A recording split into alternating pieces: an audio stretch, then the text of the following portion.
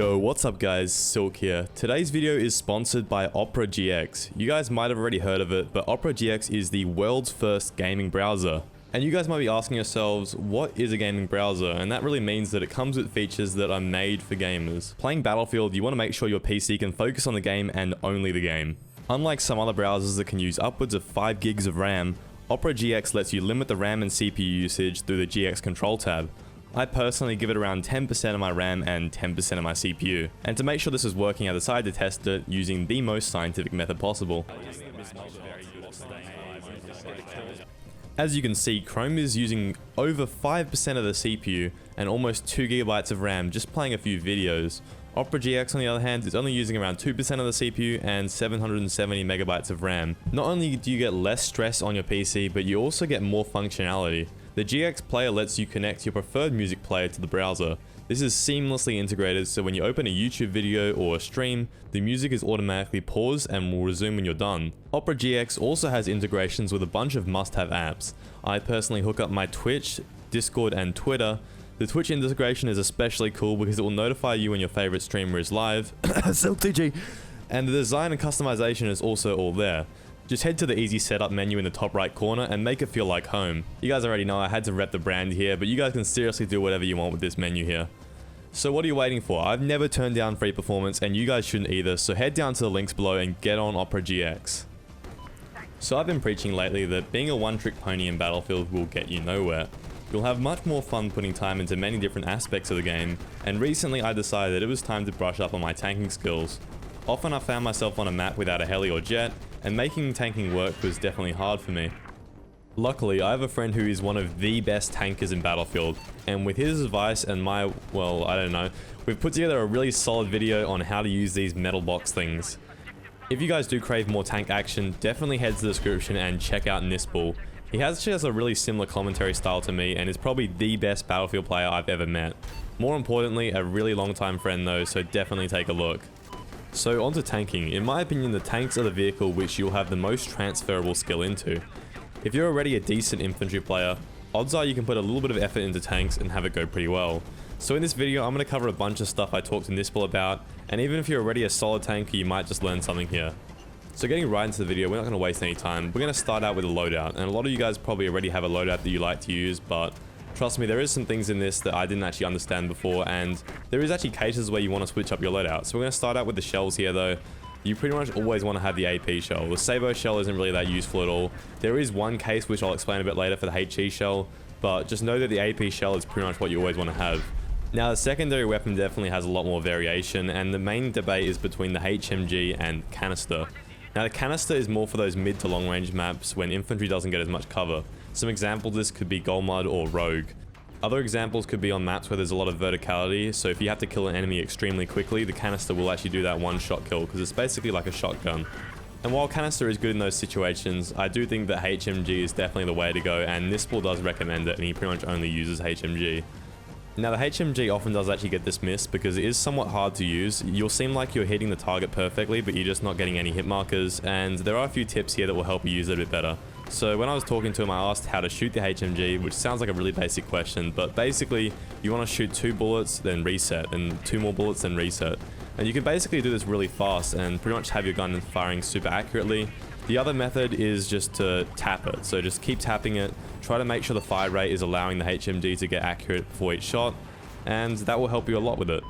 And you infantry players will know that aiming for the head and first shot accuracy basically go hand in hand, and those two are extremely important for the HMG, especially at long range against people like snipers. Just going for some headshots and making sure you hit the first shot with the first shot accuracy, that is just going to get the enemy gone so quickly. And going along with first shot accuracy, actually, it's another thing that a lot of games take. Pre-aiming angles and just having really good crosshair positioning will get you extremely far in the tank. Keeping your crosshair at head height and where the enemies are likely to peek from, that is going to get you so many free kills because it's going to reduce the amount of time you have to spend actually aiming to the target. Now the LMG, some people do say it's underrated, and Knispel did mention it, and he said it's really good in hardcore where you don't have hit markers and it does a bit more damage, but in the main 2 modes, just use HMG, and if you don't like that, maybe try canisters. Now for the first perk, definitely always use APS. I will actually go into some APS tips a bit later, but just know that that is the best countermeasure. Now the secondary upgrade is a bit more interesting, and they can all be good except for maintenance. If you're facing lots of lock-ons or mobility hits, use reactive as it will remove the mobility hit and allow you to stay mobile. Thermal camo is also really good for getting in the first shot and sneaking around tank fights. However, a quick way around just kind of sneaking around is just jumping in and out of your tank really quickly. That'll unspot the tank and it just helps you sneak around the map. Autoloader is what I personally run, and it pretty much guarantees you a 1v1 win as you get more DPS. Now if you want even more DPS than this, you can actually take the HE shell as well, and that will give you a whole second more of DPS than any other combination. Let's say a very common one is AP and stealth. You will get a whole second faster time to kill if you run the autoloader in HE. Now for the gunner upgrade, I pretty much always use incendiary grenades, and I use them for maps with more verticality or angles that you must drive past to cover. They're also handy if you're soloing the tank. You can quickly hop into gunner, throw an inset at somewhere where you can't watch, and keep driving. Now a lot of people also use the gunner proximity, and that's actually a really strong perk as it can spot mines and it can spot people above and below the tank. Now as for playstyle, there are a lot of things to consider here, but the first essential technique is called pillaring, and this is basically playing with a piece of cover in mind and only peeking when you're actually shooting. Now this will also mention another technique he likes to call clown fishing, which is basically when you do a little quick half peek on the tank and you try to bait out the enemy tank shell. Now if you bait out the enemy tank shell, you will want to drive out, shoot your tank shell, and then push and then AP. And basically you'll be 2 shells ahead at this point and you're guaranteed to win the tank fight. Now to explain positioning, I think the best way to do it is to try to explain it relative to your team. So in each game, you'll basically know where the majority of your team is playing, where they're going, kind of what they're doing. And I like to explain tank positioning relative to this. So the main thing you want to do, usually you want to be playing with your team. So you're going to be trying to back them up, helping them do whatever they're doing.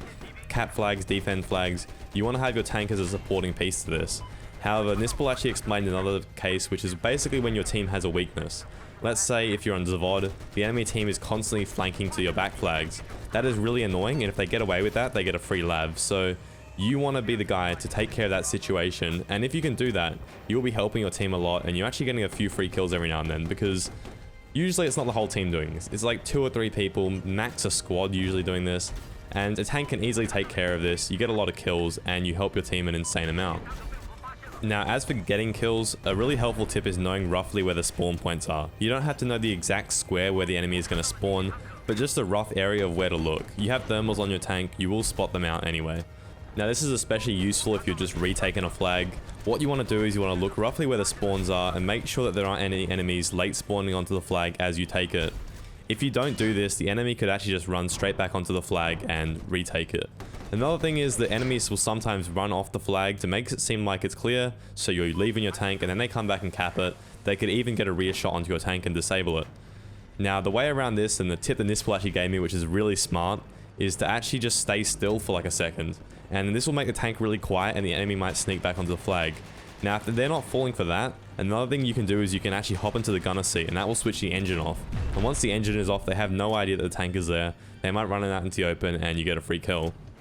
Now as someone who pretty much mainly flies jets, I know that there are a bunch of settings in Battlefield which will definitely help you a lot. But Knispel did tell me that tanking is pretty much all personal preference. There is only one real thing, which is FOV. If you can max out your field of view, that is definitely advised, but sensitivity is individual. I personally run 1600 DPI and 9%, and I believe Knispel runs a little bit lower than me right now. However, he's played so many different sensitivities since I've known him. He's played super high sense, super low sense, and he's done well with all of them. Now looking at my own tank gameplay, I was able to spot a few issues and I decided to ask Knispel about them to see how I could improve my own game. And my 2 main issues were that I get way too aggressive when there isn't enough stuff to kill. I just get really bored and feel like I have to keep up the kill streak, so I go in really hard, try to find more kills and end up dying. The other thing is that I don't really know how to use APS. Yeah, sure, you pretty much press X when someone shoots at you, but there is a little bit more to it than that as I end up finding out. However, firstly, Knispel told me to just let the kills come to me and watch the flag assets. Basically, some flags offer vehicles and those are the most valuable flags in the game. You want to try to position yourself in between the best flags and catch people rotating around them. Now with APS, Knispel told me a few tips and it depends on the situation. If he knows he's only going to run into 1 or 2 people, he'll use it as soon as possible. However, if you're against an unknown amount of enemies, you want to hold the APS until you know how many are left and basically try to keep it for the best situation possible. In this case, Knispel told me that when he's around at 50 health, he'll try to start backing out of the flag and looking for a point to repair. As he's backing out, that's when you want to use APS. If you haven't started backing out already and you've already used your APS, it's too late. You should be backing out by the time you're about 50 HP. and trying to repair whenever possible. Now Knispel also gave me a bunch of little random tips and tricks, and some of these are really helpful, and the first one is thermal switching, which is basically when you toggle your thermal vision on and off, and he pretty much does this to check through long angles or if there's an area that has a lot of vegetation. The next one was that the first shot almost always wins a tank 1v1, and this makes a lot of sense, really simple, and if you can get that first shot in, you're definitely in with a good chance. Now next tip is all about rocket launcher selection. For maps with a jet, you want to use the Thraw. It makes it a much easier shot to hit the jet, and you can get pretty reliable with it. I know for a fact Knispel has thralled me that many times, and it is really annoying as an attack jet pilot. For maps with helis though, you want to use the S'more because the heli can kill you extremely fast if you get out to S'more it. So you want to basically just hop out, shoot it, and then hop back in. Now the next tip is all about glitch shots. Firstly, to hit a glitch shot, you want to hit the tank right here.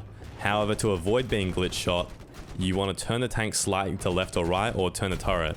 And you guys might be asking, what is a glitch shot? And that is basically when you hit the tank in a specific spot, it will actually do a rear shot amount of damage. So you'll do 50 damage from the front, and if you hit one of these, you are going to win the 1v1 every single time. Now, as for gunner tips, I did ask about this myself because I often find myself gunning for a really good tank driver. And the first thing is to always face the opposite way to where the driver is looking. It sounds really simple, but just protecting the back of the tank where the tank is basically most vulnerable is extremely helpful and will save you a lot of times. Now the next tip is just to be as helpful as you can when you're in a tank 1v1. That means hopping out, shooting s'mores, repairing, all of that stuff. It is extremely helpful and your driver will really appreciate it. And now finally, the last tip is not a Knispel tip because he's driven that long, he's actually a good driver, but this is from me. You just have to learn how to drive the bloody tank. I cannot tell you guys how many times I've been trying to drive away from a sticky situation and I just get my tank stuck on something, or I drive it over something like just then and I miss a shell because of it, or just something in my driving just gets me killed. My driving on tanks is literally half of my problems, and you can just get better at this by driving the tanks more often and getting the hang of it. Trust me, if I was a better driver, I would have that many more long streaks in my tanks, but unfortunately, it's something that you really have to build with time, and eventually, one day, hopefully, I'll be able to drive a tank. Now, with all that said, I believe you guys can boot up Battlefield 4, hop in a tank, and start working towards being that unkillable guy at the top of the scoreboard. I want to give another huge thanks to Knispel. Please go show him some support. He makes very similar content to me, and he's finally getting back into YouTube right now. If you did enjoy the video though, be sure to leave a like and leave any extra tips you have in the comments. Also be sure to hit that sub button if you're interested in content just like this. Especially in BF6, we're going to be covering literally everything the game has to offer. I'm going to let the last couple of minutes of this match play out, but I really hope you guys enjoyed, and I'll catch you all on the next one. Peace.